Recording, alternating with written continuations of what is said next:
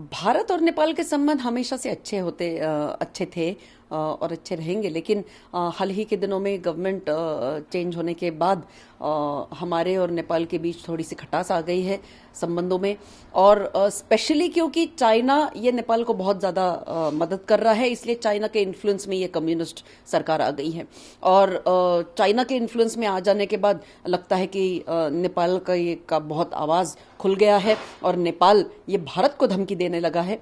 जबकि नेपाल को पता है कि भारत ये एक बड़ा भाई जैसे है, नेपाल एक बहुत छोटा राष्ट्र है और हम हमेशा से नेपाल को बहुत सारी मदद करते आ रही हैं। हमने भूलना नहीं चाहिए कि जब नेपाल में भूकंप आया था तब सबसे पहले भारत से ही उन्हें राहत पहुंची थी।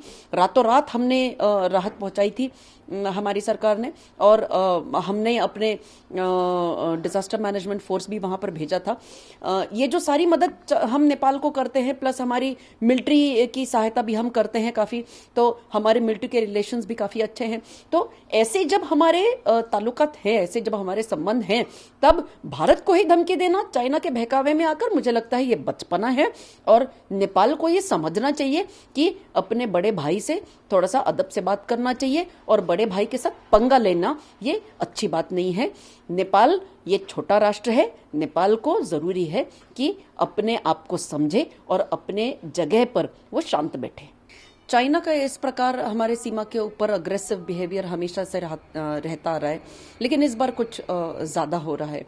और इस बार ऐसे हो रहा है कि स्ट्रेटेजिक प्लेसेस के ऊपर चाइना अपना अग्रेशन दिखा रहा है, अपना सिचुएशन एस्केलेट कर रहा है।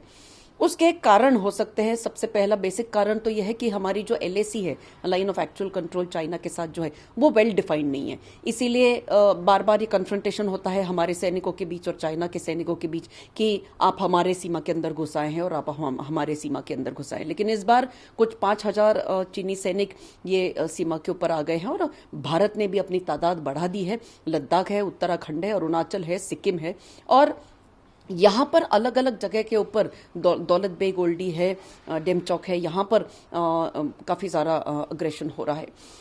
देखिए, इसका और एक कारण भी ये है कि चाइना हाल ही के दिनों में, जब से ये कोविड-19 निकला है पूरी दुनिया में, तब से चाइना थोड़ा सा बैकफुट पे है, क्योंकि सारे जो देश है वो चाइना के खिलाफ हैं।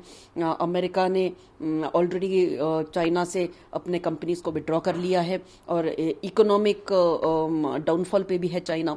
और बाकी जो सारे देश हैं उन्होंने भी चाइना के साथ एक थोड़ा सा बैर ले लिया है। और इसीलिए शायद ये कोई डिविएशन की स्ट्रैटेजी है चाइना की, कि वहां से ध्यान हटाने के लिए, कोविड-19 के इससे ध्यान हटाने के लिए चाइना ये शायद कर रहा होगा। दूसरी एक चीज ये हो सकती है कि चाइना को ये पता है कि भारत उसका सबसे तगड़ा कंपटीटर है। भारत की इकोनॉमी भी बहुत जल्द अभी अपना जो पेस है वो गेन कर लेगी, और चाइना को कंपटीशन भारत से है।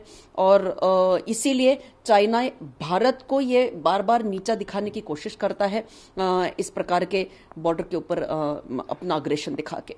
लेकिन डोकलाम के बाद मेरे ख्याल से ये पहली बार इतनी जगह के ऊपर ये अग्रेशन बढ़ रहा है। लेकिन हमें डरने की बात नहीं है, हमारी भी फौज वहां पर तैनात है, हमने भी अपने सैनिकों की तादाद बढ़ा दी है और हमारे पास भी हथियार बहुत अच्छे अच्छे हैं। And India is a power to reckon with. मतलब चाइना को डर लगे इंडिया से, और जब कोई इंसान डरता है या जब कोई देश डरता है तब वो इस प्रकार के ऑफेंसिव टैक्टिक्स करता है। और ये पूरा डर दिखा रहा है चाइना का कि वो एक बैकफुट पे जा रहा है। और हमारी फौज जो है वो बिल्कुल सक्षम है, बिल्कुल तैनात है और बहुत बहादुरी के साथ इन सारी चीज़ों का सामना ज़रूर होने वाला है। आने वाले दिनों में हम अग्रेशन कुछ और देख सकते हैं, और इस चीज़ के लिए हमेशा डिप्लोमेटिक लेवल पर बहुत सारी बातचीत भी करनी पड़ेगी। और मेरे ख्याल से दोनों हमारी जो सेना है वो बहुत तगड़ी है और हमें चिंता की कोई बात नहीं है।